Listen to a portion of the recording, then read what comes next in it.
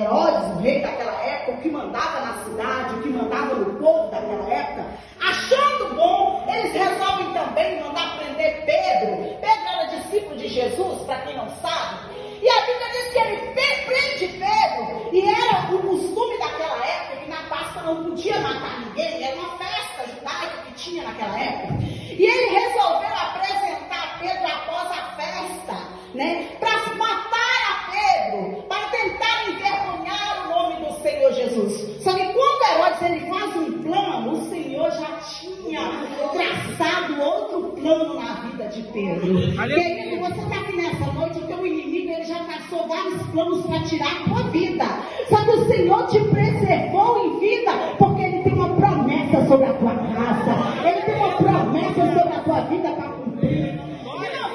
E a palavra do Senhor diz que Herodes, mandando prender Pedro, né, lança dentro daquele presídio alguém inocente, alguém que não tinha mácula, alguém que não tinha motivo para ser preso, alguém que estava ali apenas por causa da palavra do Senhor. Talvez você está aqui nessa noite e você tenha sofrido algumas perseguições na tua vida só porque você resolveu falar do nome do Senhor. Mas entenda uma coisa, querido, entenda uma coisa, você está no caminho certo, no momento certo, e Deus ele não dorme, Ele ainda continua sendo Deus no caminho.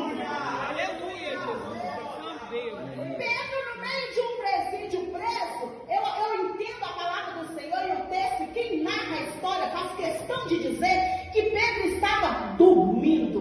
Se você fosse morrer amanhã, você dormiria no meio da situação do vendaval?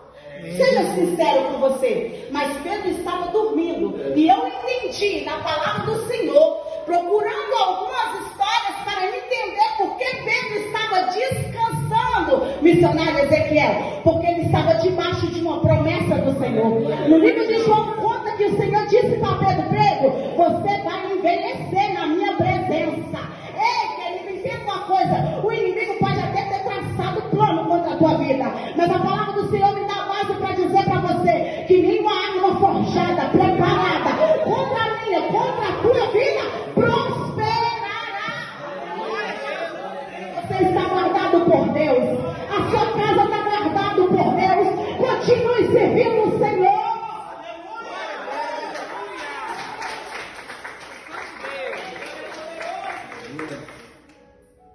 Irmãos, Pedro dormindo no meio de uma situação que ele ia ser morto no dia seguinte. Mas eu entendo uma coisa, no mesmo capítulo a qual nós lemos o texto, dizem que havia oração em favor da vida de Pedro.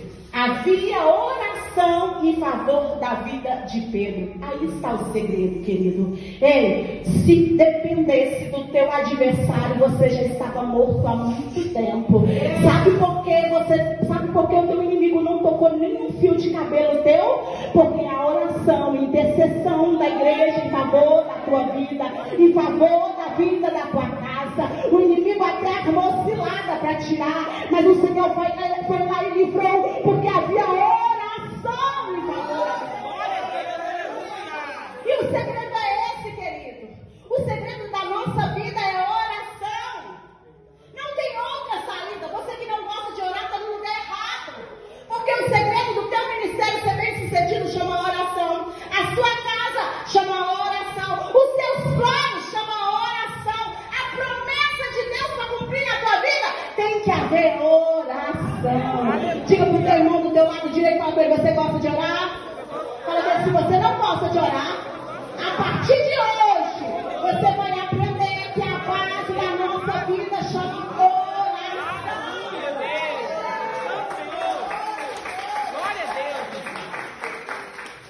Pedro dormindo no presídio e havia alguém intercedendo em favor da vida. Meu Deus. A Bíblia diz, irmãos, que uma certa hora da madrugada o anjo do Senhor aparece dentro de um presídio. E esse anjo me chama a atenção, que ele fala algumas coisas com Pedro que me chama muito a atenção, Ezequiel. Ele desperta Pedro. E ele fala: Pedro, anda depressa.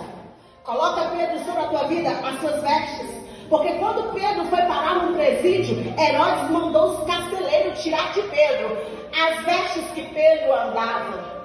Herodes mandou tirar de Pedro as sandálias que ele calçava. Para quem não sabe, calçado naquela época só andava quem era filho, quem andava de escravo, quem andava descalço era escravo. Herodes estava dizendo para Pedro: agora eu acabei com a tua caminhada, porque você não tem pai. Mas o que ele não sabia, que Deus ele não adianta e nem atrasa, ele sempre chega na hora certa.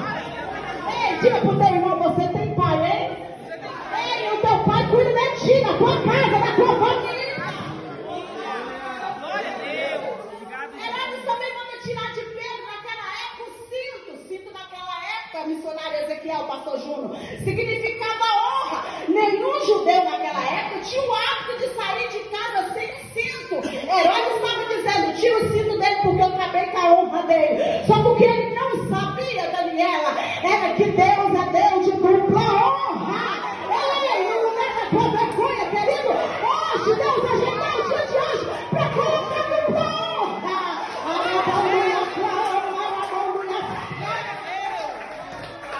Tem honra de Deus chegando para tua casa. Tem honra de Deus chegando para tua família.